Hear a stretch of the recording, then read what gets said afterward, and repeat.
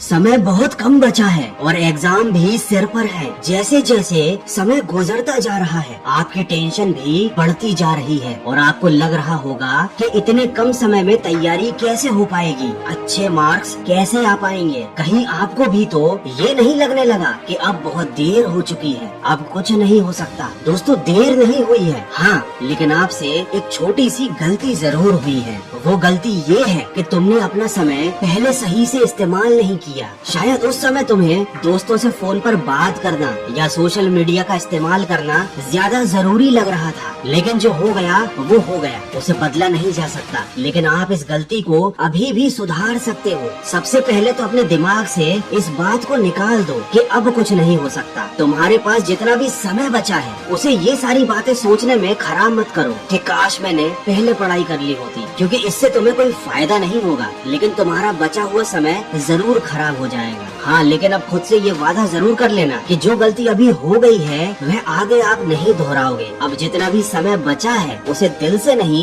बल्कि अपने दिमाग से इस्तेमाल करो। सब कुछ पढ़ने की बजाय केवल इम्पोर्टेंट टॉपिक पर ध्यान दो। पिछले सालों के पुराने एग्जाम पेपर्स पर रिसर्च करो, नोट करो कि क्या पढ़ना जरूरी है और क्या पढ़ना अभी जरूरी नहीं है। अपने सिलेबस के हिसाब से हर चैप्टर के इम्पोर्टेंट क्वेश्चंस को याद करना या सॉल्व करना शुरू कर दो। अपने किसी दोस्त को देखकर अपने टारगेट सेट मत करो। इस बात पर ध्यान मत दो कि किसने कितनी पढ़ाई कर ली है। आपको बस एक बात क्लियर होनी चाहिए कि आपको कितना पढ़ना था और आपने कितना पढ़ लिया, क्योंकि अब समय कम बचा है और आपको लगातार पढ़ना पड़ रहा है। तो हो सकता है आपको पढ़ाई करते समय नींद आने लगे, तो 5 मिनट के लिए घर की छत पर टहलने के लिए चले जाना। और इस बात का विशेष ध्यान रखना कि साथ में अपनी किताब जरूर ले जाना और अपने मोबाइल को कमरे में ही छोड़ देना। छत पर खुली हवा में अपनी पढ़ाई को जारी रखना। आपकी नींद भी भाग जाएगी और आपको बहुत अच्छा महसूस होगा। अगर इसी दौरान आपको कोई टॉपिक समझ में नहीं आ रहा है तो उस पर समय खराब बिल्कुल मत करना। उस टॉपिक को एक जगह पर नोट कर लो और अपनी पढ़ाई खत्म होने के बाद